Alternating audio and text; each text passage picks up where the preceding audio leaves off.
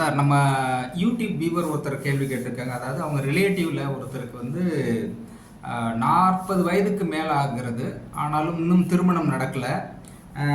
So திருமண தடை நீங்குவதற்காக ஏதாவது பர்ட்டிகுலரா ஏதாவது கோயிலுக்கு போகணுமா? இல்ல பரிகாரம் செய்யணுமா? இல்ல 40 வயசு தாண்டிடுச்சு அப்படிங்கிறதுனால ஜாதகம் இதெல்லாம் பார்க்க தேவையில்ல. ஏதாவது ஒரு பொண்ணு கிடைச்சா போதும், கல்யாணம் பண்ணிக்கலாமா? ஸோ கல்யாணம் செய்வதற்கு, இந்த தடை நீங்குவதற்கு ஏதாவது செஞ்சு உடனே திருமணம் நடக்கணும்னா என்ன செய்யலாம்? அப்படின்னு கேட்டிருக்காங்க. அதுக்கு உங்களுடைய பதில் என்ன டாக்டர்? அதாவது ஒருத்தர் திருமணம் ஆகணும், திருமணம் ஆகவில்லை. என்ன காரணம்? இது அவங்க முறையாக அவங்க ஜாதகத்தை சரியாக ஆய்வு பண்ணலைன்னு அர்த்தம். ஜாதகத்தை சரியாக ஆய்வு பண்ணால் ஏன் திருமணம் ஆகலை, என்ன காரணத்தினாலும் திருமணம் ஆகலை, எது திருமணம் ஆவதை தடை செய்கின்றது அப்படின்றது ஜாதகத்தை தெளிவாக இருக்கும். அதுக்குண்டான பரிகாரங்களை அவர் கரெக்டாக பண்ணினார்னா திருமணம் நடக்கும். அதுதான் சரியான முறை. இப்போ 40 வயசுக்கு மேலே ஆகிப்போச்சு, ஏதாவது ஒரு பொண்ணு கிடைச்சா போதும், எந்த பொண்ணு கிடைச்சாலும் பரவாயில்ல, பொண்ணு கிடைச்சா போதும், நான் கல்யாணம் பண்ணிக்கிறேன் அப்படின்னு சொல்லிட்டு பண்ணாலோ, அல்லது திருமணம் செய்யாமையே இருந்துட்டாலோ, எதுவாக இருந்தாலும் பிரச்சனை தான். திருமணம் செய்யலைனாலும் அதனுடைய பாதிப்புகளுடைய வாழ்க்கையில் இருக்கும். அப்போ திருமணம் செஞ்சுக்கிட்டாலும் இப்போ ஏதாவது ஒரு பொண்ணு அவர் பொறுத்துங்களா பொண்ணு ஏதோ பொண்ணுன்னு கிடைச்சா போதும், நான் கல்யாணம் பண்ணிக்கிறேன்னாலும் அதனுடைய பாதிப்புகள் இருக்கும். இப்போ இவங்க நான் திரும்பவும் சொல்கிற விஷயம் என்னென்னா, ஜாதகத்தில் அவங்க என்ன காரணத்தினாலும் திருமணம் ஆகலைன்றது இருக்கும். ஆனால் திருமணம்ன்றது ஒரு வாழ்க்கையில் ஒரு மனிதனுக்கு கண்டிப்பாக நிகழ வேண்டிய ஒரு நிகழ்வு, சுப நிகழ்வு கண்டிப்பாக இருக்கணும். அப்போ திருமணம் நடக்கலைன்றதுக்கு ஒரு காரணம் இருக்குது, ஏதாவது ஒரு காரணம் இருக்குது. எல்லாருக்கும் காரணம். இந்த காலத்தில் பேப்பரில் நியூஸ் படிக்கும்போது +2 படிக்கிற பையன் லவ் மேரேஜ் பண்ணி கல்யாணம் பண்ணிக்கிறான். பையன் +2 படிக்கிறான், பொண்ணு 10th படிக்குது. கம்பேர் பண்ணி பாருங்களேன். 40 வயசு ஆகி போச்சு, இவர் கல்யாணம் ஆகலை, வாழ்க்கையில் ஒரு செட்டிலாக இருப்பார். நான் நியூஸ் பேப்பரில் பார்க்குறோம், +2 படிக்கிற பையன், அவனுக்கு அப்பா காசு கொடுத்தா செலவுக்கு. 10th படிக்கிற பொண்ணு, அந்த பொண்ணுக்கும் அவங்க அப்பா காசு கொடுத்தாலும் செலவுக்கே. ஆனால் +2 படிக்கிற பையன் 10th படிக்கிற பொண்ணு கல்யாணம் பண்ணிக்கிறான், குழந்தையும் பிறந்தது. இது ஒரு பக்கம் ஏற்படும். பட் இவர் 40 வயசு ஆகி மேரேஜ் ஆகும். அப்போ அவங்களுக்கு ஆகுது, யாரும் முயற்சி பண்ண அவங்களே மேரேஜ் பண்ணிக்கிறாங்க. இவர் முயற்சி பண்ணாரு, மேரேஜே ஆகுது. என்ன காரணம்? நான் சொல்றது கர்மா, பாஸ்ட் டைப் கர்மாஸ். பாஸ்ட் டைப்ல கர்மாஸ். அந்த பாஸ்ட் டைப் கர்மாஸ்ல இவர் யாருக்காவது திருமண வாழ்க்கைக்கு ஆப்போசிட்டாக வேலை செய்யும் ஒரு திருமண வாழ்க்கையை தடுத்திருப்பார், திருமண வாழ்க்கையினுடைய சந்தோஷத்தை பறிச்சிருப்பார், திருமண வாழ்க்கையினுடைய ஒரு நன்மையை அடைய விடாமல் தடுத்திருப்பார், திருமண வாழ்க்கைக்கு தடங்களாக இருந்திருப்பார், மற்றவங்களுடைய திருமண வாழ்க்கையில் போய் ஏதாவது புகுந்து விளையாடி ஏதாவது விடாமல் பண்ணியிருப்பார். இந்த மாதிரி ஏதாவது ஒன்று பண்ணால் தான் நமக்கு மேரேஜில் நமக்கு டைம் ஆகும், லேட் ஆகும். எல்லாத்துக்கும் ஒரு காரணம் இருக்குது. காரணம் இல்லாத காரியம் எதுவுமே கிடையாது. ஒருத்தர் லைஃப்பில் சஃபர் ஆகிறான்னா அந்த சஃபரிங்க்கு பின்னாடி ஒரு காரணம் இருக்குது.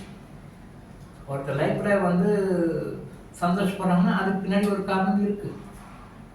+2 படிக்கிற பையன் 10th படிக்கிற பொண்ணை கல்யாணம் பண்ணிட்டு குழந்தை பார்த்துக்கிறாங்க, அதுக்கு பின்னால் ஏதோ காரணம் இருக்குது, நமக்கு தெரியல. நம்ம உள்ளே போய் டீப்பாக பண்ணால் ஒரு விஷயம் தெரியும். ஒரு 40 வயசு ஆச்சு, இவர் பொண்ணுமே கல்யாணம் ஆகலை, இவர் ட்ரை பண்ணார், பொண்ணு கிடைக்க மாட்டேங்குது. இதுக்கு ஒரு காரணம் இருக்குது. பட் எல்லா காரணமே உங்களுடைய அரஸ்கோப்பில் இருக்குதுன்னு சொல்கிறேன். அரஸ்கோப்பில் இருக்குது. அந்த அரஸ்கோப்பில் நீங்கள் பார்த்தீங்கன்னா என்ன காரணத்தினால உங்களுக்கு திருமணம் தடைப்பட்டிருக்கிறது தெளிவாக இருக்கும். 12 காண்டங்கள் இருக்கும் உங்கள் ஜாதகத்தில். இந்த 12 காண்டங்களை உள்ள பார்க்கணும். நவாம்சத்தில் என்ன இருக்குன்னு பார்க்கணும், சப்டிவிஷனில் பார்க்கணும். பார்த்தா கரெக்டாக என்ன காரணம்னால உங்களுக்கு இது ஆகுதுன்னு தெரியும். இது எப்போ கிளியர் ஆகும்னு இருக்கும், இது கிளியர் ஆகுமோ ஆகாதுன்னு இருக்கும்.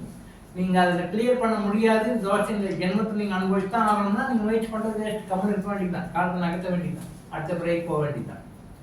இல்லை இதுக்கு பரிகாரம் இருக்குது அப்படின்னு சொன்னால் அதுக்கு உண்டான பரிகாரம் என்ன பரிகாரமோ அது பரிகாரம் அப்படின்னு சொன்னால் கோயிலுக்கு போய் சாமி கும்பிட்டு பரிகாரம் இல்லை. நல்லா புரிஞ்சுக்கோங்க. நான் கோயிலுக்கு போகலாமா, நான் கோயிலுக்கு போயிட்டு அன்னதானம் பண்ணலாமா, நான் கோயிலுக்கு போயிட்டு ஏதாவது பரிகாரம் பண்ணிட்டு ஏதாவது செஞ்சுட்டு வரலாமா, அப்போ எனக்கு பிரச்சனை சால்வ் ஆகிடுமா? அப்படி இல்லை. என்ன காரணத்தினால் உங்களுக்கு திருமணம் தடைப்பட்டிருக்கிறதோ அந்த காரணத்துக்கு உண்டான பரிகாரம் நீங்கள் பண்ணணும். அது உங்கள் ஜாதகம் தான் அதுதான் தெரியும், ஓவராலாக சொல்லிட முடியாது. என்ன காரணத்தினால ஒரு கல்யாணம் ஆகலை அப்படின்றது வந்து பர்சன் டு பர்சன் வேரி ஆகும். ஒரு 10 பேர் எடுத்துட்டு 10 பேர் கல்யாணம் ஆகலை அப்படின்னா 10 பேருக்கு 10 விதமான காரணங்கள் இருக்கும். அதே மாதிரி பொண்ணுங்க எடுத்து பொண்ணுங்க எடுத்துட்டீங்கன்னா 10 பொண்ணுங்களுக்கு கல்யாணம் ஆகலைன்னா 10 பேருடைய ஜாதகத்துலையும் 10 விதமான காரணங்கள் இருக்கு. எல்லாருக்கும் ஒரே காரணம் இருக்காது. பர்சன் டு பர்சன் வேரி ஆகும், நபர் டு நபர் வேரி ஆகும். அப்போ ஸ்பெசிஃபிக்காக அவங்களுடைய ஜாதகத்தில் அவருடைய மேரேஜ் தள்ளி போகிறதுக்கு காரணம் என்னன்னு சொல்லி கரெக்டான அந்த தோஷத்தை என்னன்னு கரெக்டாக கண்டுபிடிச்சி அதை சரி பண்ணணும். கோயிலுக்கு போயிட்டு எல்லாம் சரியாயிடாது. எனக்கு தெரிஞ்சு கோயிலுக்கு போயிட்டு மேரேஜ், இந்த கோயிலுக்கு போனால் மேரேஜ் ஆகும், ரைட், ஓகே. திருமணம் செய்தி போனால் மேரேஜ் ஆகுது, அதில் மாற்று கருத்து கிடையாது. பட் திருமணம் செய்தி போயிட்டு மேரேஜ் ஆகாதவங்க சில பேர் இருக்காங்க. இவங்க கேஸ் என்ன, எப்படி இருக்கு? காளஹஸ்தி கோயிலுக்கு போயிட்டு பரிகாரம் பண்ணால் மேரேஜ் ஆகிடும், ஓகே. காளஹஸ்தி கோயிலுக்கு போயிட்டும் பரிகாரம் பண்ணியும் மேரேஜ் ஆகாதவங்க இருக்காங்க. இப்போ நான் சொல்றது காளஹஸ்தி கோயிலுக்கு போயிட்டு மேரேஜ் ஆனவங்கள விட்டுடுது, ஆகாதவங்க பற்றியும் நான் பேசுவேன். திருமணஞ்சேரி கோயிலுக்கு போயிட்டு முறையாக பரிகாரம் பண்ணி வணங்கிட்டு வந்து மேரேஜ் ஆனவங்க இருக்காங்க, ரைட், ஓகே. அங்கே போயிட்டு முறையாக பரிகாரம் பண்ணி வணங்கிட்டு வந்து திரும்ப ஆகாதவங்க இருக்கணும். ஆகாதவங்க பற்றி மட்டும் தான் பேசுவேன். அப்போ இங்கே என்ன, ஏன் வழிபாடு பயன் தரவில்லை, ஏன் கோயிலுக்கு செஞ்சு பலன் தரவில்லை? ஸோ கோயிலுக்கு போகிறதுனால ஒரு ரெமடி கிடைச்சிட்டு கிடையாது.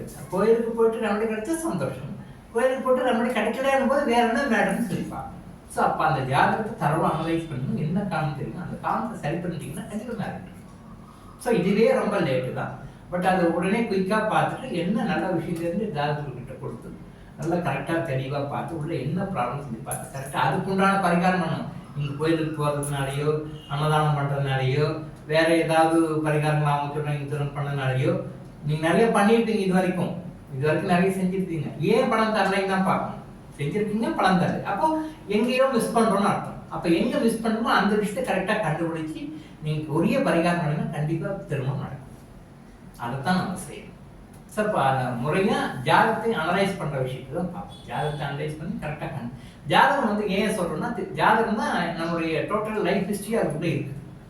நம்மளுடைய பாஸ்ட், ப்ரெசன்ட், ஃபியூச்சர் எல்லாமே அதில் இருக்குது. அதை கரெக்டாக போடணும். கரெக்டாக எங்கே மிஸ் பண்ணுறோம், எங்கே தப்பணிக்கும், எதனால் நமக்கு இன்னும் கரெக்டாக தெரிஞ்சுக்கணும்.